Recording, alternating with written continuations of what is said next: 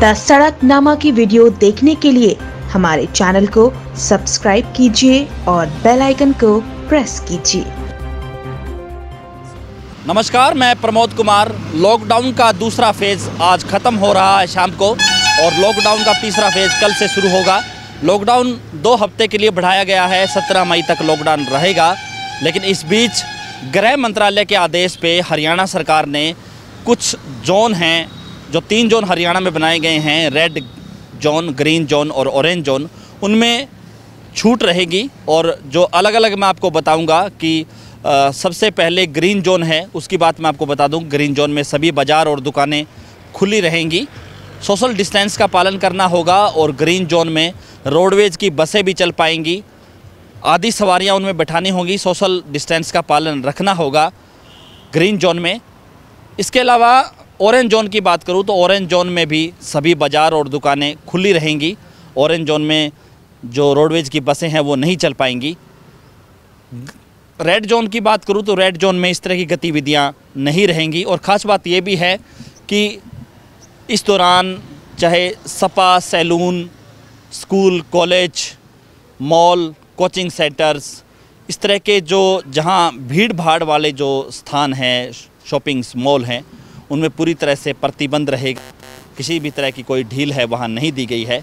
इस बीच एक बात सामने आ रही है और बार बार हमारे दर्शक भी कह रहे हैं कि शराब के ठेकों को लेकर के सरकार का रवैया क्या है, क्योंकि लॉकडाउन का दूसरा फेज़ है वो ख़त्म हो रहा है।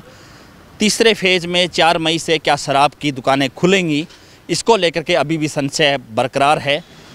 जिस तरह से ऑरेंज जोन और ग्रीन जोन में कहा गया है कि सभी दुकानें और बाज़ार है वो खुले रहेंगे, शराब की भी एक दुकान है, इसको लेकर के संशय अभी बरकरार है। सरकार ने अभी कुछ भी नहीं कहा है शराब के ठेकों को लेकर के, और इतना ज़रूर कहा है कि शराब के ठेकों को लेकर के साथ लगते जो राज्य हैं, चाहे हरियाणा के साथ लगते राजस्थान की बात करें, पंजाब की करें, उत्तर प्रदेश की करें, दिल्ली की करें, चंडीगढ़ की करें, तो उन राज्यों में शराब को लेकर के क्या निर्देश हैं, उसी के आधार पे हरियाणा आगामी निर्णय लेगा। इस बीच खबर ये भी आ रही है कि दिल्ली में शराब की दुकानें हैं वो खुल सकती हैं, हालांकि औपचारिक घोषणा उसकी नहीं हो पाई है।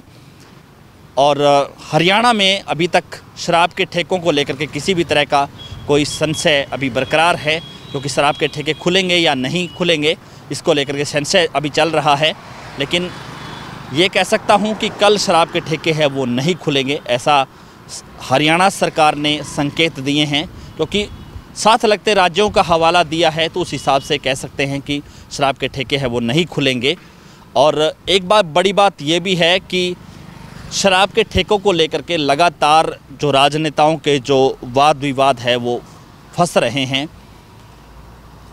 शराब की दुकानों को लेकर के इससे पहले भी विवाद उठा था, चाहे पंजाब की बात करूं, चाहे हरियाणा की बात करूं, तो शराब के ठेकों को लेकर के अभी भी संशय लगातार बरकरार है। हालांकि कुछ मंत्रियों का ये भी कहना है कि हरियाणा में शराब नहीं बिक रही है, इसको लेकर के जो कालाबाजारी करने वाले लोग हैं वो पूरी तरह से सक्रिय है। इस बात से भी नकारा नहीं जा सकता, क्योंकि शराब की जो बिक्री है वो पूरी तरह से हो रही है। शराब कई गुना अधिक रेटों पे लोगों को शराब मिल रही है। चाहे अंग्रेजी की शराब की बात करूं तो 1000 रुपये से लेकर के उससे अधिक जो है रुपए की बोतलें हैं वो मिल रही हैं। चाहे देसी शराब की बात करूं तो जो 100 बोतल जो जिसका रेट 100 रुपये या उससे अधिक होता था, उसके भी रेट कई गुना बढ़ चुके हैं।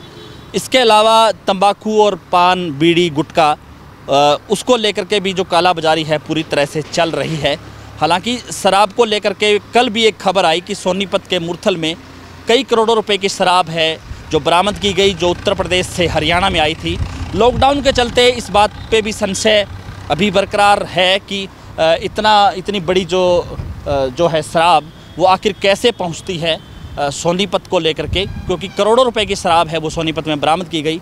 हालांकि हरियाणा में इस ठेकों को लेकर के अभी भी संशय बरकरार है कि शराब के ठेके खुलेंगे या नहीं खुलेंगे। लेकिन इस बात को लेकर के कि ग्रीन जोन में सभी बाज़ार और दुकानें हैं वो खुल पाएंगी।